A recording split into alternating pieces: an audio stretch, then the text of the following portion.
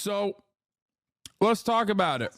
First, we'll get started off with the overall violent campus clashes, okay? Now, obviously, if you guys were in here, as many were, covering this in real time, last night or over the course of this past week, you saw a very different narrative being presented in the media than what was actually going on. I interviewed the CUAD students. I went to an encampment at UCLA. The pro-Palestinian encampments have very clear-cut demands and are pretty reasonable overall. And all of these students are actually exercising their First Amendment rights. Free expression, free speech. It's supposed to be constitutionally protected. These are students who themselves are, as a matter of fact, learning these lessons from these college campus. The college education that they're getting is teaching them that values such as genocide, ideas like genocide, actions that are genocidal are bad and wrong. So, of course, if you're a student and you learn that, you're like, okay, well, I see what's going on in front of me, and I don't want my tuition dollars to go to the funding and facilitation of genocide. Perfectly valid, perfectly reasonable. There is a long history of students always being on the right side on issues such as this one, and always engaging in radical campus protests, okay? And almost always throughout American history, these students have been called communists, radicals, outside agitators, have been violently suppressed. Now, having said that, for the past week or so, for the past 2 weeks, okay, American media in general, comprised of these psychopathic right-wing adults, have been begging across the board, across political ideology, across boundaries, across whatever your personal flavor of politics is, has been in unison, collectively screaming from the rooftops to do a Kent State on these student protesters. Why? For the crime of not loving Israel hard enough, okay?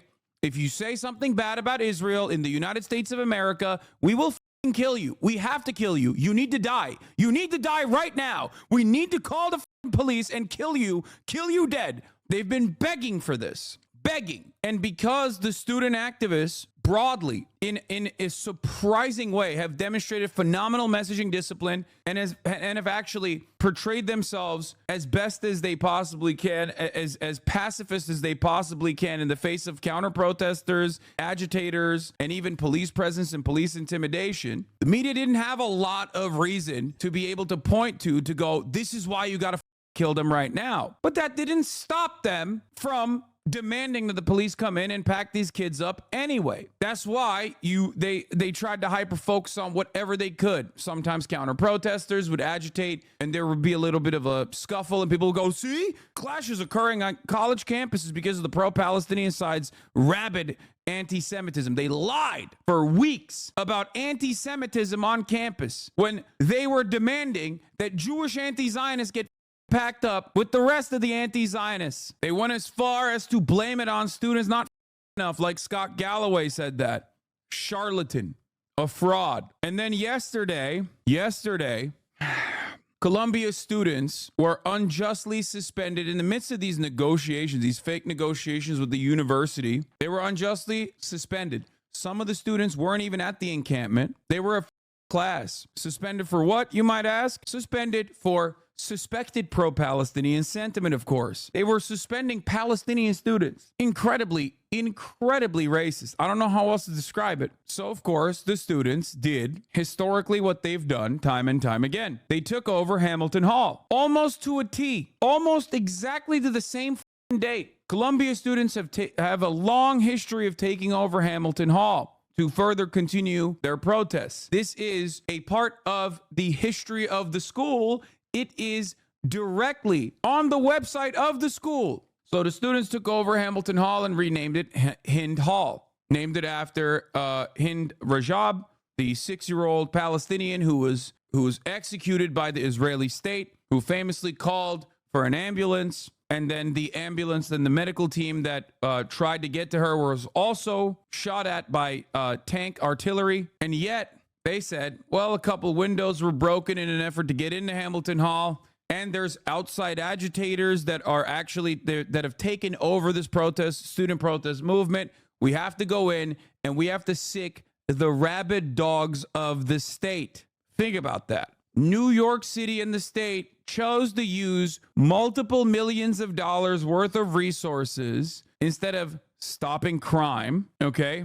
Instead of that, they did a show of force. They said, no, this is a fascist police state, actually. How dare you say anything mean about Israel? We will kill you. We will pack you up. We will arrest you. Yesterday, before police showed up here at Columbia, students received a shelter-in-place warning. Hours later, we saw dozens upon dozens of protesters in zip ties taken into city and police buses as their peers, protesters, and even faculty members cheered them on from the outside. Dozens of NYPD officers in riot gear entered Columbia University around 9 p.m. Some through locked gates, others seen here coming through a second-floor window of the building occupied by demonstrators Tuesday night. The officers entered Hamilton Hall at the request of the university. While inside, police cleared barricades, conducted multiple arrests, eventually clearing the building. Police also began clearing the tent encampment that had been the symbol of the protest on campus for nearly 2 weeks. Then NYPD moved further north in Harlem towards the City College campus. We were there when dozens of officers breached a gate to clear the encampment and began arresting protesters. Yeah, I mean, of course they were doing IDF shit last night. New York mayor vows to bring back what he's learned from Israel police back to the NYPD, which, by the way, this is from August 23rd, 2023. But let me tell you something. The IDF already trains the NYPD. IDF doesn't just train the NYPD. The IDF trained every single local police department in this damn nation, all the way from New York City down to a bum part of Iowa on anti-terror initiatives. Kettling and corralling was the IDF tactic early on that our riot police also took on and used so adequately on every fucking Black Lives Matter protest, as you saw in the 2020 BLM protest. Okay, post 9/11, IDF trained every single pretty much every single local police force. Why the IDF, though, you might ask? Well, they're the best at dealing with terrorists. Anyway, so it's far before Eric Adams and his dick riding of Israel that this situation, this collaboration was very much in existence. Yeah, I love this. It will be interesting to learn how many of those arrested in Hamilton Hall in Columbia are actually students. Yeah, it turns out they were all students, dickhead, but it didn't stop you from saying, interesting. And it didn't stop your asshole panelists on CNN from making these assertions all goddamn night. These are the people directly responsible for your parents, for your mom and dad and your grandparents, for having these like insane ideas that there's outside agitators on college campuses really pissing off these students, really getting them wired up, getting them ready to act in scary ways and doing anti-Semitism, none of which is true, by the way. It's all just bullshit fabrications from mainstream media to do what mainstream media has always done. Demand that this exact same thing that we watched unfold last night happen over and over and over again. Because how dare they? How dare these students speak out against Israel? Israel is small bean. Israel is powerful lion. But Israel also neurodivergent and minor. Israel, best nation on the planet. Israel, best democracy. Most moral army on the planet. Israel always somehow finds themselves to be in the crosshairs of scary, rabid Muslims that are operating on anti-Jewish sentiment. Of course, Israel has to defend itself. Israel must defend itself. Fuck these students. Kill them. Kill them all. Kill them all. Right now. Kent State. Kent State. Kent State. That's all we heard from mainstream media for weeks and weeks. And now that it's happening, now that it's unfolding, now that the New York City spent millions of dollars bringing in the fattest, most divorced, roided out dipshits with batons and sometimes even live ammunition, as a matter of fact, with guns into Hamilton Hall to brutally arrest and suppress 300 total students from both CCNY in collaboration with CUNY, the City University of New York, and also at Columbia University. Your forced anger is so cringe. Thank you. Chill, bruh. I know, you're right. I should be covering this with a smile. I should not be getting upset about this. I must be faking my anger. I must be faking my anger. I can't possibly be angry that everything that I'm seeing and everything that I've said is going to happen is happening over and over again. And yet the media never actually turns around and goes, hey guys, my bad. Sorry for yelling. Sorry for yelling, chatter. I apologize. You're right. I should not be so mad about Anderson Cooper and every other trusted name in journalism and news basically breaking your stupid parents' brains every goddamn night with this bullshit propaganda that is so easily dismissed. It is so easy, and yet nobody sees it. You mean Hins Hall? Man, shut the up. I already used both, okay? Don't do this smarmy rad-libby bullshit to me either, okay? Shut the up, goddamn 34-month subscriber. You mean Hins Hall? I know, dude. I know. I've been using both, okay? I've been using both of those terms, you stupid radlibs. Oh my God. Oh my God. Aesthetics all the way. Dozens more students were loaded onto city buses and detained by the end of the night. Many faculty members were outside, like this professor we spoke to, who was visibly upset over seeing so many students handcuffed. I'm just devastated that this has happened to every single campus in this country. We're letting the military in, we're letting the police in. These are just students. At a press conference before police arrived at the college, The students were calling it Hamilton on the radio last night too. Radlibs are so shitty. It's just like unproductive. That's not the point, okay? Yes, I know why it's called Hind Hall. I've talked about it as well, and I go between both, and I also always mention why it's called that, while simultaneously also, for context, so that people understand exactly what hall this is, use Hamilton Hall, especially when referencing the historic significance of Hamilton Hall. Shut the up, 40-month subscribers. Oh my God, your concern trolling in this circumstance is simply coming out of a narcissistic desire, okay? It's like when someone has they, she on their bio, and I call them she, which is inside of their preferred pronouns, and you go, they! It's they! It's not just they! Suck my dick! You just want to be heard, okay? Anyway,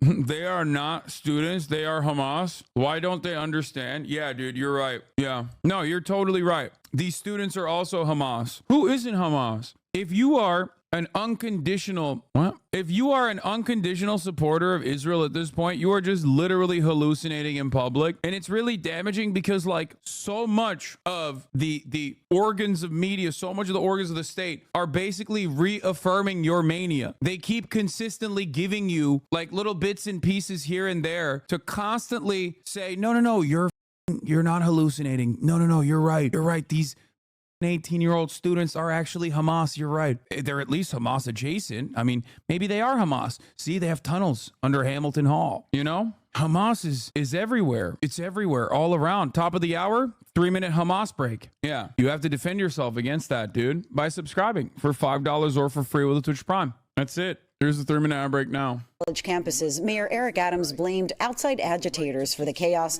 and urged student protesters to call it quits. We cannot and will not allow what should be a peaceful gathering to turn into a violent spectacle. Bro, you did that. Your rabid dogs in the NYPD did that. There's a great way to make sure that that doesn't happen, okay? I do want to kind of cover Hamilton Hall's significance throughout history because I feel like a lot of people don't understand, like, the students in 1968 held a dean hostage. They took over Hamilton Hall for weeks. In 1985, they took it over, I believe, for 3 weeks, as a matter of fact. In, I forget which college this was in, but there were demonstrations done by black students that were armed during the civil rights movement. Like, we're talking about shit. We're talking about stuff like our current student protest movement is so peaceful in comparison to how much more radical these students used to be. Did they try to paint the protesters of the Vietnam War as sympathizers of the Vietnamese army? Of course they did. They kept saying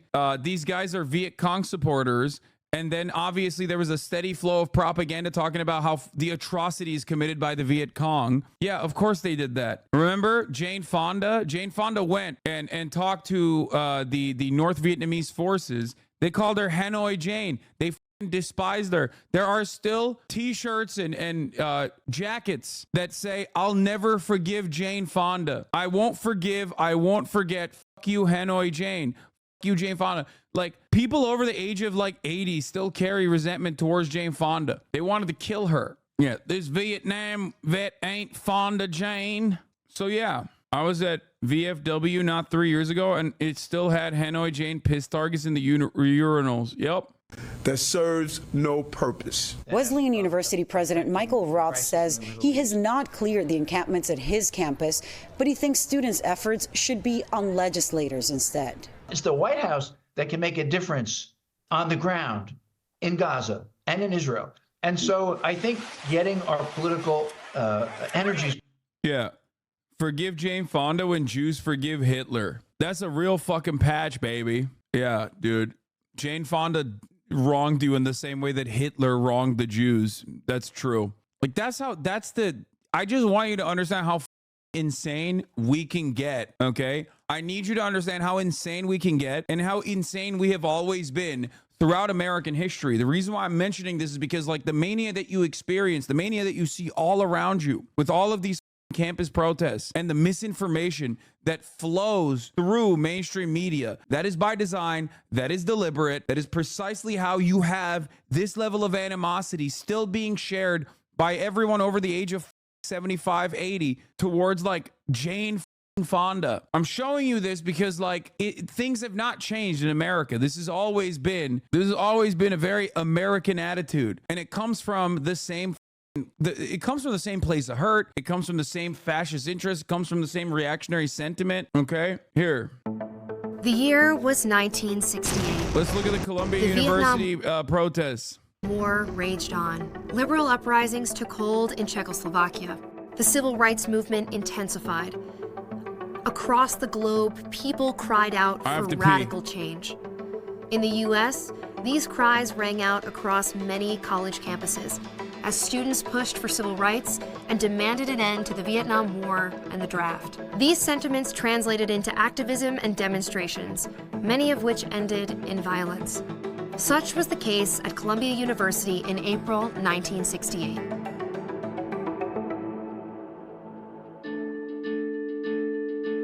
In February 1968, Columbia University began construction on an $11.6 million gymnasium in Morningside Park, part of the Harlem neighborhood that houses Columbia's main campus in New York City. Almost immediately, there was objection. Students and activists argued the gym discriminated against Harlem residents by evicting and displacing them to build the structure. The gym would be built with a main entrance that catered to students and university affiliates. But local Harlem residents, many of whom were Black, could use part of the facilities but would have to enter through a back door in the basement. Many interpret this as segregation and racism. Among the gym's fiercest opponents was Columbia's Student Afro-American Society, founded in 1964. Members of the SAS labeled the construction project Jim Crow and enlisted help from other Black activists in the Harlem community and throughout New York. While the SAS worked to halt construction of the gym, another campus organization, Students for a Democratic Society, or the SDS, was building It's really f***ed up, man. It's really f***ed up, these students. A case against the university's apparent involvement in the Vietnam War. In 1967, one SDS member, Bob Feldman, found documents in the school library showing ties between the university and a think tank involved in weapons research for the U.S. Department of Defense, known as the Institute for Defense Analyses, or IDA. Many saw this as the university directly supporting the war in Vietnam. In the spring of 1968, the SDS, led by then-chairman Mark Rudd, organized a rally against the university. Their rallying cry? Students would not attend a university that exploited Black people and developed weapons designed to kill the Vietnamese. On April 23, 1968, several hundred Columbia students gathered in front of Lowe Memorial Library, the university's main administrative building. They attempted to take their message inside to University President Grayson L. Kirk, but the administration locked the building down. So the group marched to the gymnasium construction site and tore down part of the fencing that surrounded it. The police moved to disperse the crowd, arresting one student in the process. Then protesters staged a sit-in at an administrative building, preventing Dean Henry Coleman from leaving his office. They presented a list of 6 demands. 2 included stopping construction on the gym and severing ties with the IDA. The students promised not to leave until their demands were met. The students eventually released Dean Coleman the next day, but their numbers had grown upwards of 400. They had a hostage. They took over the low. They took a Dean hostage, bro. Come on. Like the students now, the things that the students now are that are doing that are protesting against like Israel are so much kinder. They are pacifists, okay, in comparison to what these dudes were doing. Library and 3 additional buildings on campus. Students and community members sympathetic to the cause brought. But the dean's different than a janitor, bro. That's bullshit. They didn't keep they did not hold a janitor hostage. That was media propaganda, dude. Get the fuck out of here. Oh yeah, they held the janitor hostage, and then yet the janitor immediately left. How did that happen? Was the janitor how did they hold the janitor hostage? Number 1. Number 2, is he a master of kung fu? Did he actually fight his way out? Is that how he got out? The janitor was there for 10 minutes. You think that was being held hostage or being held back for a brief moment while they set up the protections? Brought food and other supplies. The university tried to negotiate an end to the standoff over the next several days, but the administration refused to promise amnesty to the protesters, and no agreement was reached. Over the course of the week, the numbers of protesters grew, until finally on April 30th, police, acting on orders from school president Kirk, moved in and forcefully cleared all 5 buildings. Amid the chaos, more than 100 students, faculty members, and police were injured, and 712 students were arrested. Motivated by the actions of the police, The thugs broke in and beat the shit out of and violently apprehended students on the same exact day, 56 years ago. Or 54? I don't know. I don't know math. I did the math last night on my Instagram story. I think it was 56 years ago. Same exact day, 56 years ago, baby. April 30th, 1968. Thousands of Columbia students went on strike, and the campus shut down for the rest of the semester. The university's June commencement ceremony was held off campus instead of at its traditional location on Low Plaza. More than 300 graduating students walked out in protest to hold their own counter-commencement ceremony. Eventually, Columbia University met the protesters' major demands. Gym construction was permanently suspended. What? Were the universities supporting the war financially then, like they are now? Yes, of course. Their involvement, the difference is that the involvement of American institutions of higher learning with genocidal state apparatuses has become increasingly more prominent over the years, is basically calcified. And it's not just that, it's like a multiple prong attack. What I mean by this is like you have, especially when it comes to Israel, you have a lot of donors who are just very openly like, if you don't do this, if you don't immediately pack up these students, like I'm just going to not give you millions of dollars any longer. Robert Kraft openly stated, if you don't pack up these kids, okay, in between getting rub and tugs at massage parlors in Florida, Robert Kraft turned around and was like, hold on, I'm jerking my shit off right now by someone who was trafficked. But let me tell you something, okay? Once I'm done getting my shit jerked off, okay, I'm going to come at you real quick, Columbia, with some shit, okay? You better destroy these students. Anyway, yeah, I'm getting my shit zerked off right now. Let me tell you something, okay? Get my shit zerked off. But when I'm done, when I nut, by the time I nut, I better not see a single goddamn pro-Palestinian sentiment being expressed on college campus. That's what he was doing, okay?